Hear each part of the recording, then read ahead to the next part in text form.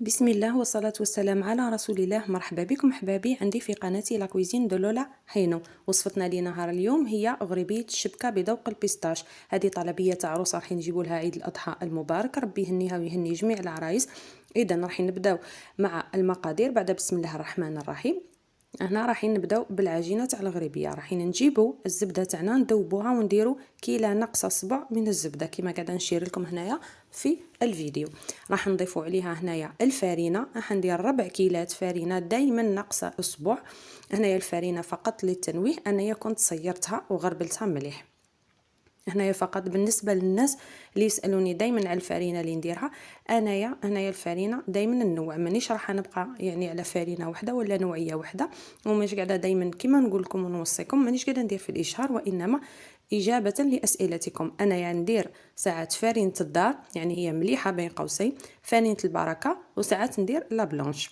اذا هنايا راح نكيل الفارينه تاعنا بعد ما كنت نخلتها كما قلت لكم، وراح نفرغها على هذيك الزبده تاعنا. ما نحطوهاش سخونه بزاف، لازم تدفى ولا تروح للبروده، لانه كون تحطوها سخونه بزاف وكي تحطوا معاها الفارينه راح تكعبر لنا ومش راح تنجح لنا هذيك العجينه. انا هنا فقط نقصت لي الكيله شويه تاع الفارينه، راح نضيفها ونولي لكم. اذا بعد ما حطينا الفارينه تاعنا راح نبسوا هذيك العجينه تاعنا.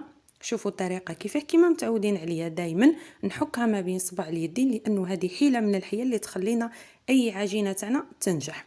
اذا بعد ما حكينا هذيك الفارينه ما بين يدينا راح نضيفوا هنايا عليها السكر الناعم. السكر الناعم ايضا ننخلوه ولا نصيروه هنايا باه ينسجم لنا مع هذوك المكونات. حنحطوا ملعقه كبيره تاع شا تكون يعني بومبي، وراح نخلطوا هذوك المكونات. راح نضيفوا عليها هنايا ملعقه متوسطه من لافاني، وراح نضيفوا عليهم ملعقه صغيره من الملح هنا باه ما تجيناش العجينه تاعنا مسوسه. يعني الملح ضروري هنايا ما تنساوهش. راح نخلطوا هذوك المكونات ونعاود نحك مليح هذيك العجينه تاعنا في هذوك هذاك الدقيق تاعنا والا الفارينه تاعنا في هذوك المكونات اللي ضفناهم. من جهه خلاف راح نضيفوا هنايا السوائل. انا عندي هنايا نص كيلة تاع الماء، وراح نضيف عليها نص كيلة من الماء الزهر. هنايا كيما قلت لكم الكيلة دائما ناقصه اصبع. هنا راح نحطوا الماء تاعنا، وقبل ما نحطوا الماء تاعنا راح نجيبوا الملون الابيض. هنا الملون الابيض يساعد لنا هذيك العجينه تاعنا باه تجينا بيضاء ناصعه البياض، باه كي نعودوا نشكلوها الغريبيه تاعنا ما تجيش يعني اللون تاعها مايل الى الصفوريه، وانما تجي بيضاء. هنايا راح نحط شويه من الملون الابيض، ومن بعد راح كان شفت روحي خصيت فيه والعجينه تاعي ما بيضتش مليح راح نضيفه، حنزيد كميه اخرى. اذا راح ندخل هذاك الماء مليح مع الفارينه تاعنا ونحاول نعجنها. هنايا ما نعجنوهاش بزاف، ندخلو فقط وراح نخليوها ترتاح. يعني العجينه تاعنا كل ما ترتاح وهي تعطينا الطوع انها يعني تتحل لنا فاسيلمون والا بسهوله تامه. انايا هنايا شفت روحي بليس خصيت شويه في هذاك الملون الابيض. كيفاه نديرو؟ راح نجيبوا هذاك الملون الابيض تاعنا اللي بقى لنا نحطوه في غرفيه والا في اناء، راح نحلوه بشويه ما زهر، شويه فقط ما زهر باه ما تجرناش هذيك العجينه. يعني حنايا هنايا حطينا الكيله تاع الماء قد يعني ماناش راح نضيفوا فوقها. راح نحلوا هذاك الملون الابيض في العجينه تاعنا ونحاولوا ندخلوها مليح حتى يولي اللون متناسق تماما، يعني ابيض كامل تاع هذيك العجينه. دوك نعت لكم الشكل تاعها كيف راح يكون. انا هنايا راح نحيها من هاد الغيسيبيون، راح نحطها فوق طاوله العمل ونحاول ندخل مليح هذاك اللون الابيض حتى ترطب معنا العجينه. من جهه خلف راح نجيبوا كيس بلاستيكي ونحطوا العجينه تاعنا في الثلاجه ترتاح مده ربع ساعه والا 20 دقيقه. من جهه خلاف راح نجيبوا الكاوكاو تاعنا. انا الكاوكاو هنايا حمصته به بقشوره ورحيته يعني في الخلاط بدون اي اضافات. نتوما لكان الخلاط تاعكم ما يرحي لكمش مليح هنايا تقدروا تضيفوا يعني طريف زبده فقط تستعانوا بها. انا هنايا كنت حطيتها في الخلاط حتى تطلق لي هذاك الكاوكاو الزيت تاعو. كما نعرفوا المكسرات كامل بصفه عامه فيها الزيت نسبه معينه، وخاصه الكاوكاو لانه فيه نسبه كبيره من الزيوت. اذا راح نضيف هنايا ملون اخضر كما شفتوني، وهنايا لاستيس ولا الحيله اللي تمد لنا الكاوكاو تاعنا الذوق هذاك تاع البيستاش، راح نضيفو هنايا لاغون تاع البيستاش لانه هنايا معطر وملون في نفس الوقت. صدقوني راح يمدلو بنه هايله هايله، وراح يجي فيه الذوق تاع البيستاش، يعني مش راح يغلب عليه هذيك الذوق تاع الكاوكاو وانما البيستاش اكثر فاكثر. هنايا راح ندخلو مليح هذاك الملون والمعطر يعني تاع البيستاش في هذاك الكاوكاو، ونحاولوا نعجنوه مليح. هنايا يعني بالسخانه تاع اليدين راح يزيد يتعجن لنا مليح هذاك الكاوكاو كما راكم قاعدين تشوفون. هنايا راح يعني نضغط عليه براحه اليد، وراح نشوفوه باللي هنايا ولا لنا عجينه. من جهه خلاف راح نجيبوا هذيك العجينه تاعنا تاع الكاوكاو، وراح نجيبوا نستعانوا هنا دائما بكيس بلاستيك، لانه باه نقدروا يعني نحلوا هذيك العجينه تاعنا وما تجيش يعني فيها لي طراس تاع اليد. اذا هنايا رايحين نحلوها، نستعانوا بواسطه حلال يكون هنايا صغير، والا انا كي نحلوا العجينه تاعنا مش حين نحلوها بسمك رقيق، لا انما نحلوها بسمك خشين شويه. دوك نعت لكم الارتفاع تاعها، وهنايا نعاونوا براحه اليد باه تجينا هذيك العجينه بومبي. اذا راح نجيبوا قالب على شكل قلب والا طابع على شكل قلب، ورايحين نطبعوا به. شوفوا هنايا الطريقه كيف قاعده ندير. انا طلعت هذاك الكيس البلاستيكي يعني في السماء هكا باه يعطيني هذاك الهواء، باه كي نطبع هذيك الحبه ما تجينيش مسطحه وانما تجي بومبي. دوك نقدم لكم هنايا الصوره فقط باه تفهموا يعني المعنى تاعي وين رايحين يوصل. اذا راح نديروا هذيك الحبه الاولى نطبعوها. شوفوا معايا هنايا الحبه كيفاه جات متحوفه وباهيه وجات عاليه وجات بيان بومبي. هنايا تكون الحبه تاعنا بهذه الطريقه، ما ديروهاش واطيه لانه كي طيب معنا باه تجينا سوا يعني في الشكل ما تجيناش هابطه بزاف.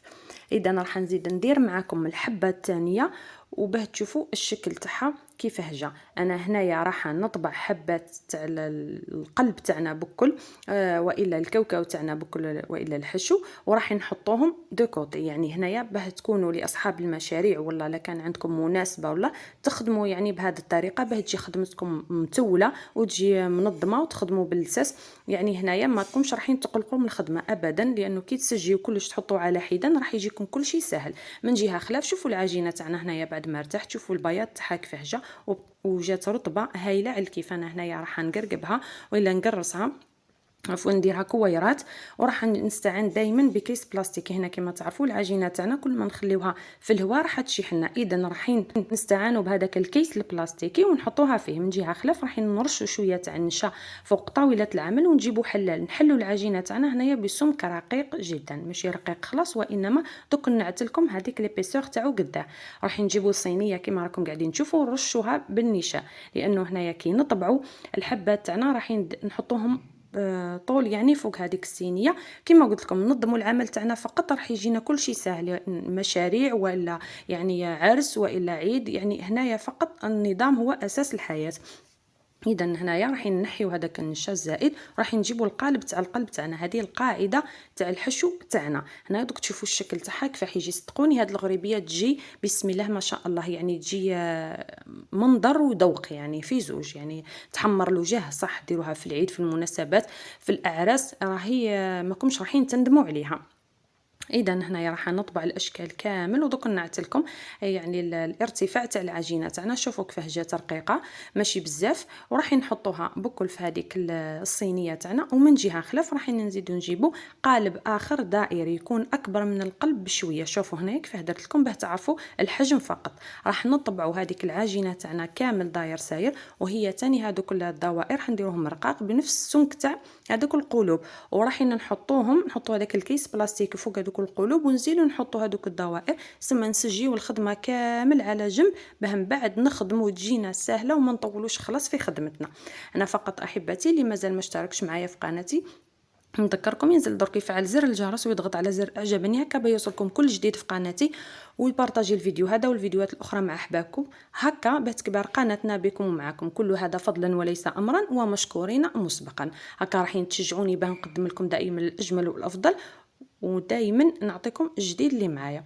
اذا هنايا من جهه خلاف راح نجيبوا شويه من العجينه تاعنا. شوفوا واش راح ندير. انا جبت هنايا ملون احمر دوك تشوفوا واش راح ندير بها هاد العجينه. هاد الملون الاحمر نحاولوا ندخلوه مليح مليح في العجينه. شوفوا هنايا كوم العجينه تاعنا لا باز تاعها ابيض، هنايا اللون الاحمر هذاك صدقوني راح يجي على شكل ورد، يجي هايل هايل. راح نستعانوا دائما بالنشا ونحاولوا مليح نحكوا هذيك العجينه حتى يدخل لنا هذاك الملون في العجينه تاعنا مليح مليح. من جهه خلاف راح نرشوا طاوله العمل، يعني هنا بلا ما نخليوها ترتاح نرشوها مباشره ونحلو، نرشوها بالنشا عفوا، ونبداو نحلو بالحلال. شوفوا العجينه تاعنا كيف تعطينا الطوع، خليناها ارتاحت وعجناها مليح، يعني حليناها مليح مليح. شوفوا كيفاه تعطينا الطوع عادي جدا، ما تلصق، ما يعني ما تقلقناش خلاص في الحلان تاعها. هنا راح ننحيو هذاك النشاء الزائد دائما، وهنا راح نجيبوا هذا القالب تاع الترافل وراح نطبعوا به. شوفوا انا هذه الفكره يعني ما شفتها حتى عند واحد، باه نكون صادقه معكم. يعني الانسان كيعود قاعد في الكوزينه وحده يبدع، الانسان كيحب المطبخ تلقاوه وحده يبدع. انا هنايا جبت هذا الطابع وحبيت ندير فكره بالنسبه للناس اللي ما عندهمش طابع تاع الورده. شوفوا كيف نديروا، حنجيبوا هذاك الطابع ونقرصوه في النص قد هذاك الشكل، ونحاولوا نشكلوا هنايا ورده عشوائيا، لانه الورده هنا يجينا عندنا عشوائيا. نجبدوا الجنب الاسفل تاعو عفوا مليح مليح، ونديروه على شكل يعني غصن من تحت، والا يعني حاجه تجي طويله، ومن الفوق وراح نقصوا هذاك الزائد. شوفوا هنا راح ندير معكم يعني قداه ورده باه تشوفوا مليح الشكل تاعها. ومن جهه خلاف راح نجيبوا صينيه ونرشوها دائما بالنشا، وهادو الوردات نخليهم على برا. هنايا فقط بين قوسين هذيك العجينه الاولى تاع اللي درناها دوائر وقلوب هذيك نغطيوها، بصح هذه ما نغطيوهاش، نخليوها يعني عمدا باه تنشف. صدقوني تشوفوا كيفاه تنشف، يعني حاجه رائعه، تنشف وكانها باطا سكر والا عجينه السكر. هنايا واش رايحين نديروا، رايحين بعد ما شحنا هذوك الوريدات تاعنا رايحين نجيبوا القلوب، راح نجيبوا العجينه تاعنا الحشو والعجينه، ورايحين نشوفوا هنايا القلب تاعنا راح نرشوا دائما نستعانوا بالنشا، راح نحلوا هذاك القلب ما يهمش هنا يفسد الشكل تاعو لانه راح يكون القاعده تاع الحشو. ومن جهه خلاف جبت معايا بياض بيضه. شوفوا واش راح نديروا، راح نجيبوا هذيك القاعده نديروها يعني نديروا بالبانسو، ندهنوا بهذاك البياض تاع البيض، ومن بعد رايحين نجيبوا الحشو تاعنا، الحشو هذاك تاعنا تاع الكاوكاو ونحطوه هنايا. واش الفائده تاع بياض البيض هنايا، باه العجينه تاعنا كي طيب يعني ما تطيرش من هذاك الحشو، تبقى حاصله فيه. ونزيدوا نعاودوا ندهنوا هذاك الحشو تاعنا داير ساير بهذاك بياض البيض، دهنوه مليح هنايا تاني باه يساعد لنا هذيك العجينه تلصق وما تتنفخش كي تعود الطيب، يعني ما تنحاش من هذاك الحشو تاعنا. من جهه خلاف شتو هذيك الدائره واش رايحين نديروا، رايحين نعاودوا نحلوها مليح، ما عاديش نفسدوا لها شكلها لان رايحين نحتاجوا واحد الشكل. دوك تفهموني واش قصدي. هنايا رايحين نحلوها مليح بواسطه الحلال ونديروها رقيقه. هنايا رايحين نشكلوا الشبكه كما تعرفوا، هذه يعني غريبيه الشبكه. انا هنايا بدلت لها فقط اللون تاعها والمذاق، درتها بذوق البيستاش. هنايا نبدلوا شويه، ما نخليوش دائما اللون هذاك تاع الكاوكاو البني، حنايا نحبوا ندخلوا تغييرات جديده لانه العين تاكل قبل الفم. اذا هنايا بعد ما حلينا مليح العجينه تاعنا هذيك راح نجيبوا سكين حاد. واش راح نديروا، شوفوا معايا مليح، نديروا خط وزوج خطوط، نديروا خط وزوج خطوط حتى نشكلوا الشبكه تاعنا، يعني خط متواصل وزوج خطوط متقطعه، خط متواصل وزوج خطوط متقطعه في النص تاعهم. ونجيبوا هذاك الحبه تاعنا تاع القلب ولا الكاوكاو تاعنا ولا الغريبيه. شوفوا كيف حنحط عليها هذيك الشبكه تاعنا والى العجينه من الفوق، وراحين نحاولوا نسويوها مليح في الاطراف وفي الجوانب تاعها ونلصقوها مليح باه يجينا الشكل تاعها متحوف وباهي. ومن جهه خلاف هذاك الطابع تاعنا تاع القلب راح نزيدو نستعانوا به. شوفوا كيف راح نزيدو نعاودو نطبعوا الحبه. هنايا الحبه تلقاوها شغل زاد هذاك القلب تاعنا كبار كوم هزيناه وحطيناه وطبعناه ودهناه، راح شغل الشكل تاعو راح يزيد يعرض شويه. نتوما واش ديروا هنا، تلموا تعاودوا تلموا عفوا هذيك الحبه وتعاودوا تطبعوها باه تجيكم بومبي. شوفوا مليح هنايا وتتكاو عليها، تنحيو هذوك الحواف ولا الحواشي تاعها. هذوك الحواشي تاعها هما نحتاجوهم نعاودوا برك نحطوهم مع بعضهم نخلطوهم وبلا ما نعجنوهم ونخليهم جنبا، ومن بعد نزيدوا نعاودوا نديروا بهم الغريبيه تاعنا عادي تماما. شوفوا هنايا الغريبيه تاعنا بعد ما عاود طبعتها عفوا، راح نعاود نديموليها نخرجها من هذاك المول تاعها والا الطابع. شوفوا كيفاه جا الشكل تاعها، صدقوني تجي سهله وخدمتها يعني ليست ممله. هنا الفرن تاعي كنت شعلته على اعلى درجه. كي نجي ندخل الغريبيه تاعنا نحطها في بلاطو يدخل الفرن، نرشوه بالفرينه ونقص له على مهله. هنايا تشيح فقط الفرينه تاعنا عفوا الغريبيه تاعنا وتدي هذاك اللون الذهبي فقط. يعني هنا ما تخليوهاش طيب بزاف، كل ما طيب بزاف وتتحرق ويا لونها يجي باشع. اذا هنا راح نحطوا الغريبيه تاعنا طيب ونرجعوها لكم. شوفوا هنايا كيف الغريبيه تاعي طابت، صدقوني هنا جات بسم الله ما شاء الله، ما تبانش خلاص باللي طايبه، لانه هنايا انايا خليتها صفارت فقط، ما خليتهاش حتى حمارت ولا بشع هذاك اللون تاعها ولا تحرقوا لي هذوك الوريدات. انا الوردات تاعنا هنايا فقط للتنويه. كيفاه درت انايا؟ حكمت جبت مثلا يعني عود، يعني هذاك اللي اي عود ولا اي مثلا مستطيل، راح نثقبوا به الجنب تاع هذيك الغريبيه تاعنا، وراح نحطوا هذيك الورده ما نلصقوها بحتى حاجه، حطوها فقط هكاك لانه راح تلصق عادي. وتخليو هذيك الغريبيه تاعكم قبل ما طيبوها ترتاح نص ساعه الى ساعه. هنايا السر اللي يخليها انه تنجح معكم وتجي هايله، يعني الشكل تاعها ما يتبدلش خلاص. تحطوها طيب عادي، وكي تخرجوها تخليوها حتى تبرد مليح ما تقيسوهاش. ومن بعد انايا هنايا واش راح ندير؟ راح ندير لها شويه تاع لا جولي، راح نزينها. ومن بعد راح نلتقي معكم في فيديو اخر ان شاء الله بان نعت لكم الطلبيه في الشكل تاعها النهائي مع جميع الحلويات اللي درتهم، وتشوفوا الديكور تاعها. يعني هنايا ماشي الديكور هنا اختياري، مش راح ندير حاجه كبيره اللي لازم نصور عليها الفيديو ولا. هنايا نتمنى ان شاء الله احبتي في نهايه الفيديو نلتقي معكم في فيديو اخر ان شاء الله، وصفه جديده والشكل يعني النهائي تاع الغريبيه تاعنا. نتمنى ان شاء الله تكونوا استفدتوا من هذا الفيديو ومن هذه الوصفه، ونتمنى ان شاء الله عفوا انه الافكار تاعي وصلتكم والحيل تاعي عجبتكم. ولا كان عجبتكم هذه الوصفه والوصفات الاخرى خليوا لي، وما تنسونيش انكم تدعموني في التعليقات وتخليوا لي رايكم. الى هنا احبتي اقول لكم استودعكم الله الذي لا تضيع ودائعه، والسلام عليكم ورحمه الله تعالى وبركاته.